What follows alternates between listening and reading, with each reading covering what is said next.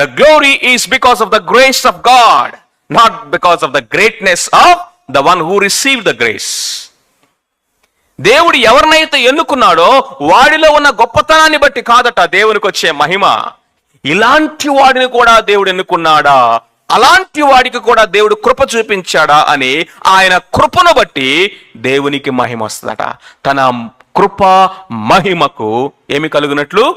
కీర్తి కలుగునట్లు. కీర్తి అంటే ఏంటో తెలుసా? ప్రపంచమంతా చెప్పుకుంటారంట.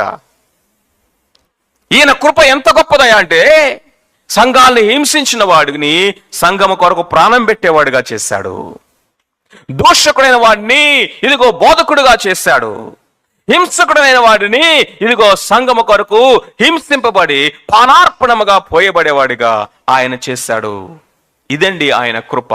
ఆయన కృపా మహిమకు కీర్తి కలుగునట్లుగా ఆయన జగత్తు పునాది